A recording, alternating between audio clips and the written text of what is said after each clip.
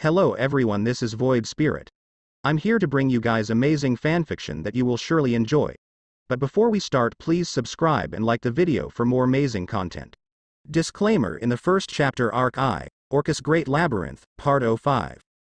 Oh, the former queen of the vampires stirred when the unfamiliar light pierced through her eyelids. For a moment, she thought it was only the hallucination, but a person.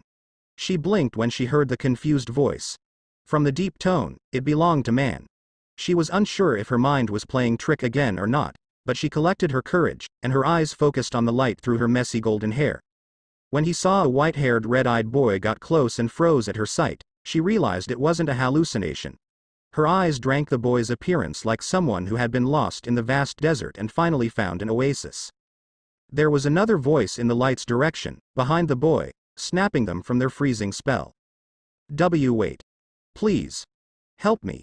How long had it been since she spoke last time? Her throat was parched. It was painful to speak, but she endured the pain for her only hope to leave this damned darkness. Don't wanna.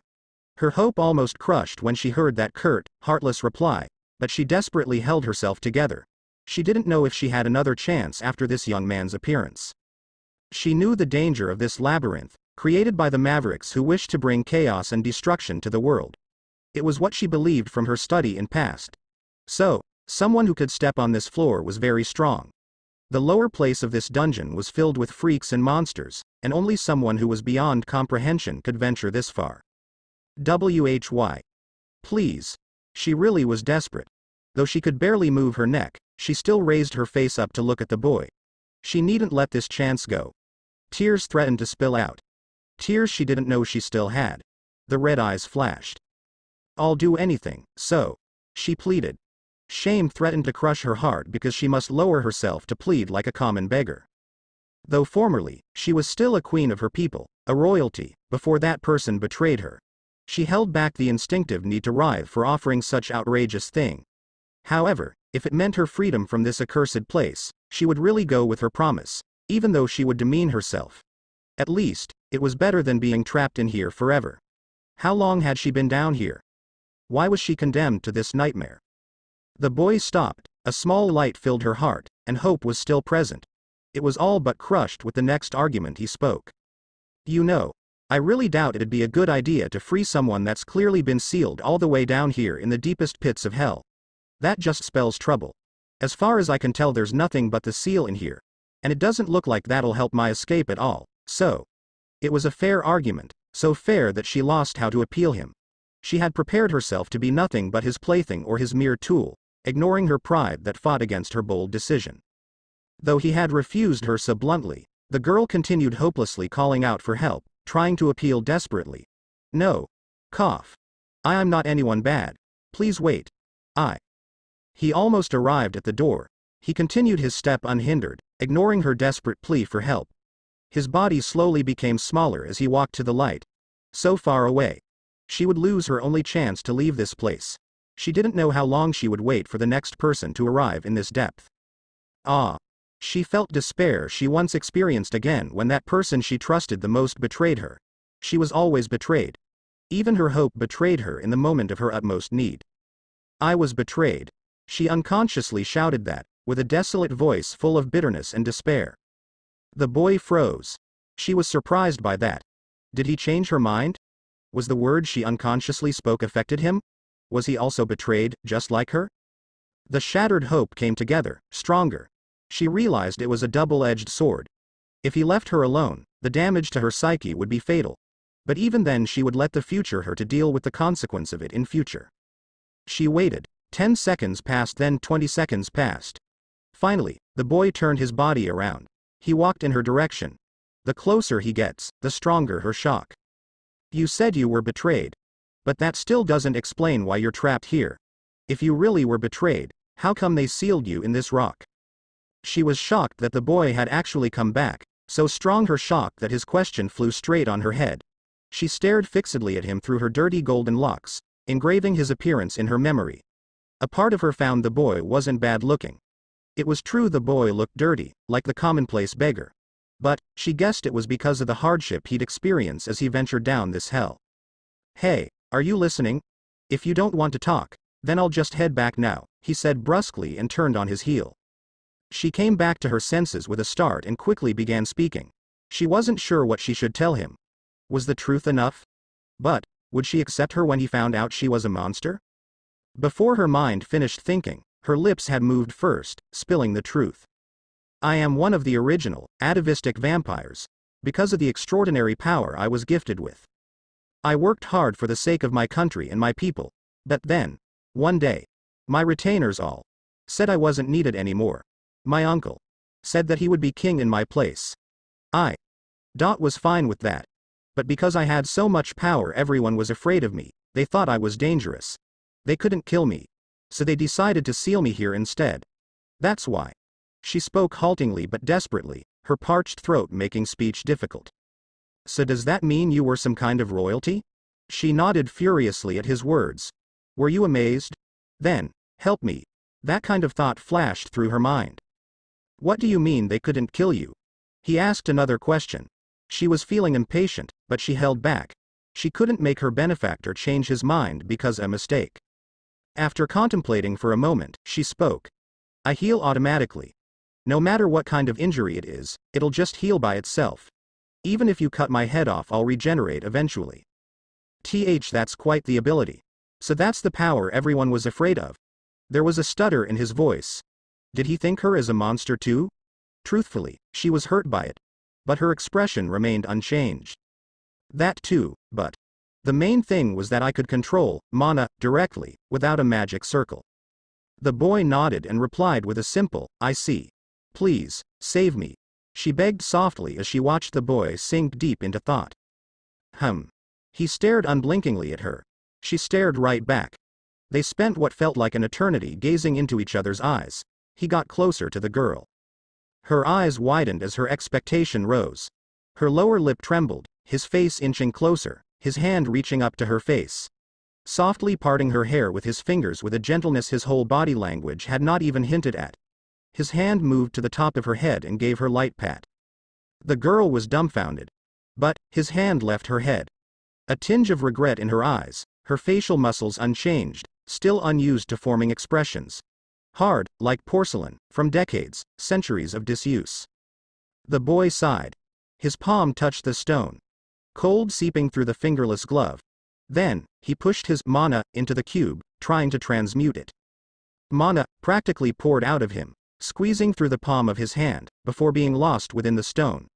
The dark red sparks grew in intensity, however. The cube he was trying to transmute remained unchanged.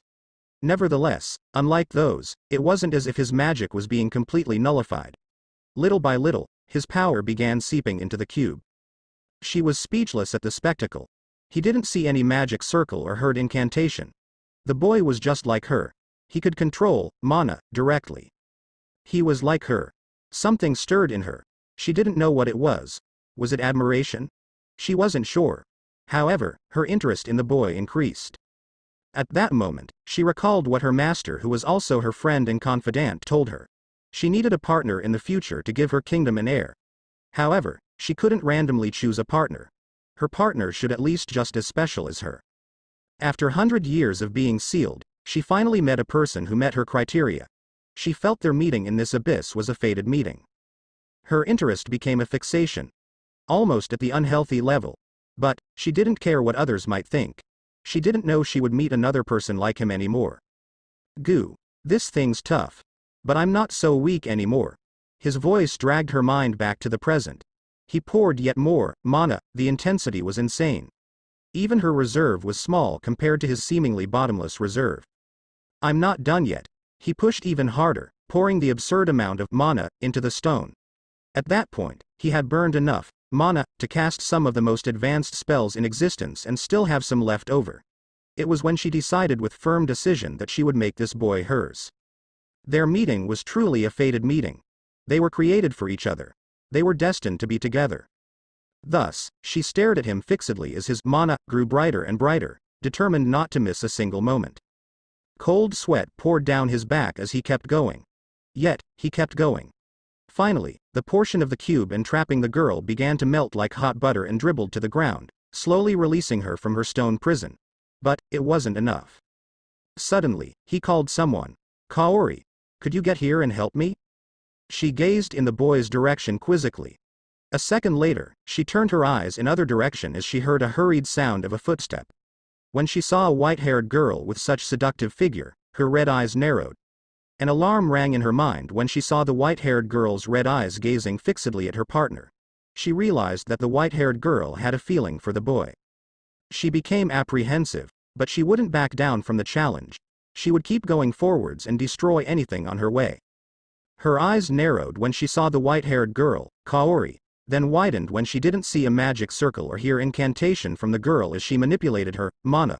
What kind of joke is this? Why many people with the ability similar to her appeared? Who the heck were they? The boy's crimson mana rampaged like nobody's business, brute forcing the cube like raging beast with energy to spare. As the rock slowly fell away, her modest breasts were fully visible. Next came her waist, then her hands, her thighs, and finally the cube melted away entirely and she was free. Her completely naked body was clearly emaciated, but it still had an alluring charm to it. She slumped to the ground in an exhausted heap as soon as her body was fully free. She was finally free, but her body was weak from centuries of disuse. The boy sat down in front of her. He was panting heavily, even though he got his lady friend's support. She realized her hand moved, unconsciously. She put her hand over his and grabbed it. Her small, slender, and frail hand trembled as it entwined with his own. He gave her a sidelong glance and realized she was looking right at him. When she realized her current situation, feelings rampaged in her mind.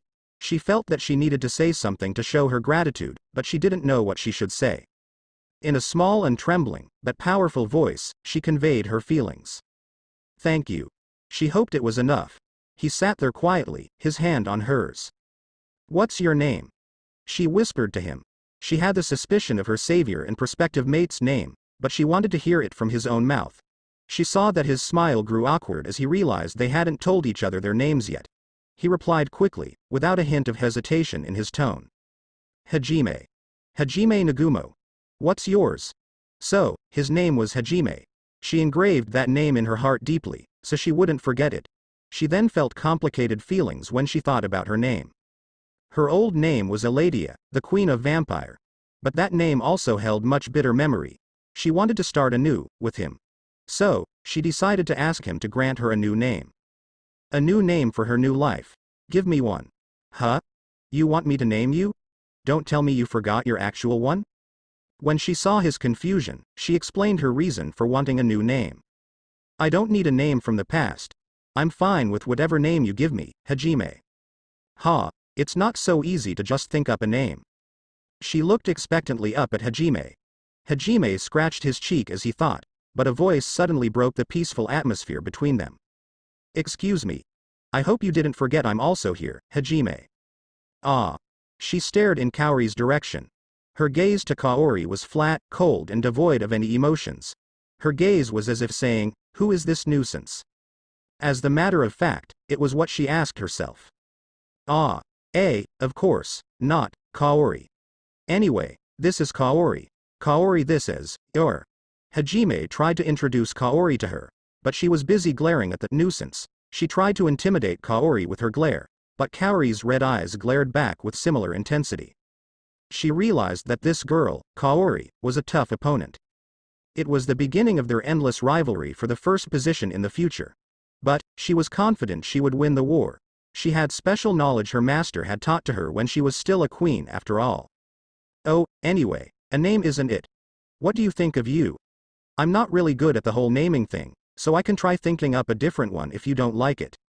When Hajime realized the tension between the two, Hajime forcefully diverted their attention from each other. He didn't have patience if it was developed into carnage between the two girls. He found the catfight between the two wouldn't be amusing like in the harem genre anime or manga he'd watched in past. Furthermore, these girls weren't a helpless wallflower. He knew how dangerous Kaori could be after her demonification, and if his suspicion is correct the vampire queen before them was equally dangerous or more. You. Yeah. Where I and my companions come from, it means, moon. When I first came into this room your golden hair and red eyes reminded me of the moon, so I just. Well, what do you think? The former vampire queen blinked in surprise at his words. It seemed she hadn't expected him to have a reason behind picking the name, and though her face remained as expressionless as always, her eyes were sparkling with happiness. Then from today onwards, I will be you, the name Hajime bestowed for me. Thank you. Hajime smiled when he heard the now named Yu thanked him. When he tried to reply her gratitude out of courtesy, he was stopped by a sound from behind his back. Apparently, Kaori didn't find the heartwarming scene amusing. She grabbed his shoulder then pulled him, separating him and Yu. Then she hugged Hajime from behind possessively. Hajime felt something soft on his back at that, and pulled him back, trying to take him away from Yu. Yu, who was forced to release Hajime's hand, glared at Kaori. She alternated her sight on them. She stared at Hajime with the mix of curiosity and apprehension. Hajime. Is this new woman your lover? Yes. No, I meant not yet. Kaori replied bluntly and crushed Hajime in her hug when she heard Hajime's answer. Hajime's answer was the truth, but it didn't mean Kaori liked it. Hajime hadn't answered her confession properly yet, and suddenly a blonde-haired girl popped out of nowhere and tried to take her position as Hajime's first girl. Kaori knew Shizuku's feeling for Hajime, but she let it slide, even let Shizuku had a romantic relationship with Hajime because Shizuku was her best friend and sister in anything but blood. However, the main reason she didn't have a problem with Shizuku was that her best friend wouldn't mind being number 2 after Kaori. Yu was different. Kaori was aware of that. She realized it from the way Yu gazed at Hajime. She felt her territory was invaded by the blonde-haired vampire, and she didn't like it whatsoever. Not yet. I see. When she saw that, Yu narrowed her eyes. She made a thoughtful expression for a moment, before nodding her face with determined glints in her red eyes. She turned her eyes in Kaori's direction, challenging the demonic priestess with her glare. Kaori answered Yu's challenge with mad gaze and fearless smile. As I thought, this seems to be a mistake. Trapped between dragon and tiger, Hajime lamented silently. He could feel amazing fighting intent from the girls at his front and back respectively. Being trapped by such strong fighting intent would make anyone uncomfortable and jumpy. I need to diffuse this tension before they explode. It was then Hajime realized Yu's state. He released himself from Kaori, earning a confused gaze from the girls. He undid his cloak then gave it to the butt-naked Yu. Here, wear this. Can't have you running around naked forever. Oh. Yu reflexively took the cloak offered to her and looked down at her own body. As Hajime had said, she was stark naked. Every bit of her was completely exposed. She blushed and pressed the cloak against her body before looking up at Hajime and saying, Hajime, you pervert. He realized anything he said would only make things worse, so he wisely chose to remain silent. Furthermore, he felt cold gaze from his back. It was obvious whom it had. Hajime. He turned his head around, answering Kaori's call. If you want to see girl's naked body, I won't mind showing mine. Kaori gave him her puppy eyes. Hajime gulped instinctively. Instead of cute, Kaori looked sexy because of her transformed body. She wasn't the high school girl anymore. As the matter of fact, she had the form of the matured woman. Hajime. Hajime turned his eyes back to Yu. He saw her hold the cloak in her hands and stare at him imploringly. Help me wear this, please. I can't. Hajime opened his mouth to reject the request, but he closed his mouth thereafter. The imploring gaze that Yu sent to him hit his weak spot. He felt he was trapped between a hard place and a rock. Damned he did, damned he didn't. He felt it was a nostalgic feeling that he thought he had experienced so many times back in Japan because of Kaori's stubbornness in getting closer to him. Sighing heavily, Hajime decided to accept Yu's request. He helped her to wear his cloak. Yu happily let Hajime putting on the cloak he gave her. As she was a mere 140 centimeters tall, it was a bit too big for her. Hajime smiled as he watched her try and fold the right sleeve back enough for her hands to poke through. While she was wrestling with his cloak, he waited until his mana returned slowly. He tried his best to ignore the murderous gaze directed to Yu from behind his back since Yu didn't mind it whatsoever. Look out. Their shenanigans were cut short by Shizuku's flustered shout. They looked up and saw the swordswoman was appearing above them, blocking the sharp pincers of a massive scorpion that dropped down from the ceiling. Hajime and Kaori didn't feel the scorpion's presence before, and it almost cost them their lives, if not for Shizuku's timely interference. Hajime quickly got to his feet. scooped up Yu with one arm in a reflex, and used supersonic step to appear beside Kaori, who had jumped back as fast as possible. He looked back just in time to see the monster crash into the ground right where they'd been sitting a second ago. At the same time, Shizuku appeared next to Hajime, and Kaori used Heaven Interruption. 5 layers of light barrier appeared around them, separating their group and the scorpion. The monster was nearly 5 meters long and possessed 4 arms that all ended in razor-sharp scissors. It had a further 8 legs that clacked noisily as it scuttled around. It also had 2 tails, each of which ended in stingers. The closest thing it resembled was a scorpion. Hajime and company assumed the 2 stingers contained poison. It was clearly far more powerful than the monsters they had faced so far. Cold sweat began running down Hajime and Kaori's forehead. Their initial sense presences when they first entered the room hadn't discovered anything, which meant that the scorpion thing must have entered the room after Hajime had released Yu from her seal. In other words, this was the one last trap her captors had placed to keep her from escaping her cell. If it was a trap designed for Yu, Hajime could escape if he left her behind. If it wasn't because of Shizuku, the scorpion would succeed in ambushing them.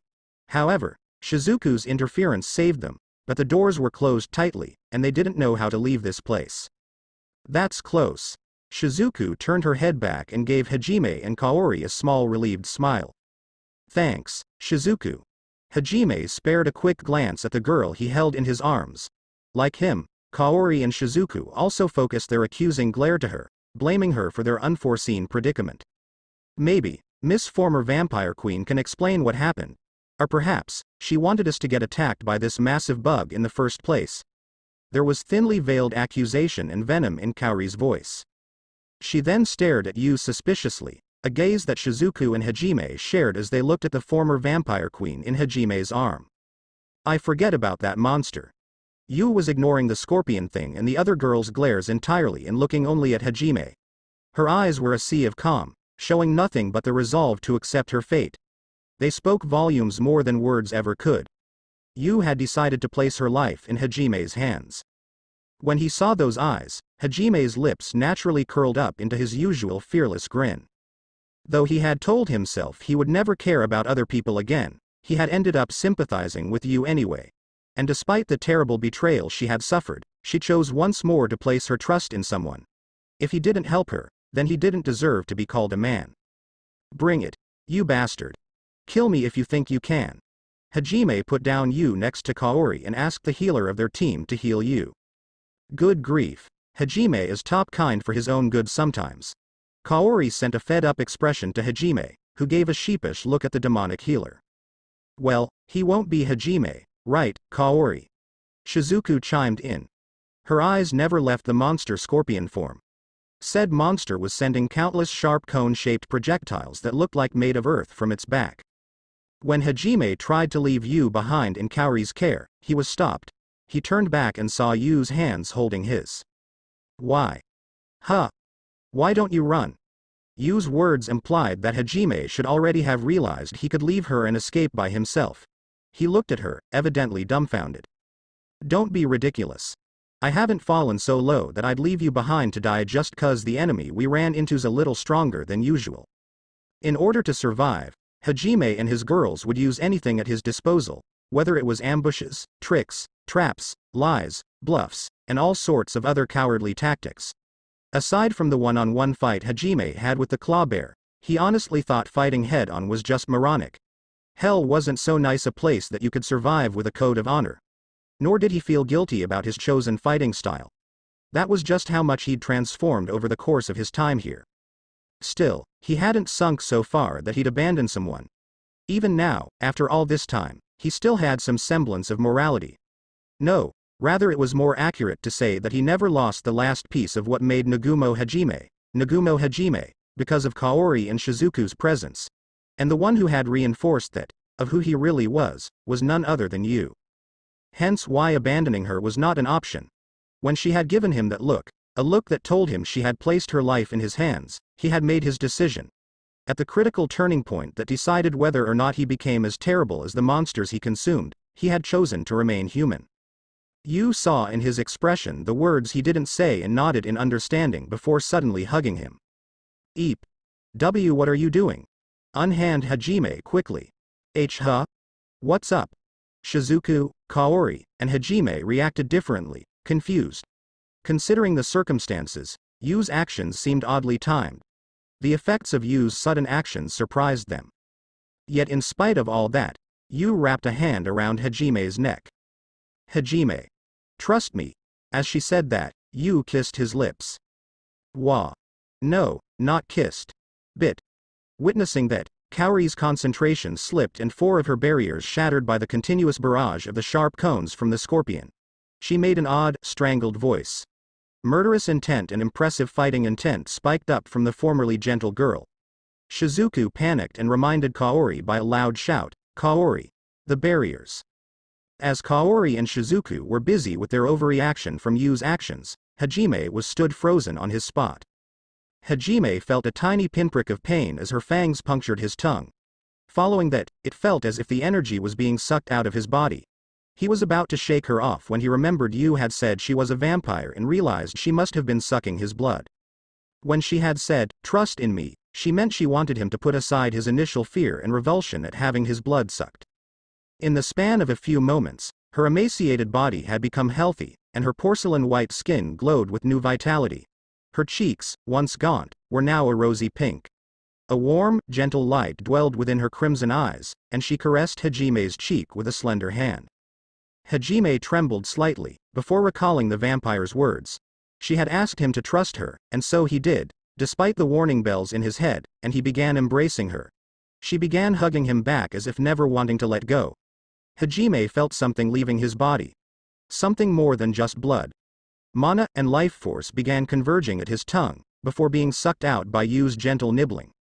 A strange sense of exhilaration took hold of him, even though he should feel terrified.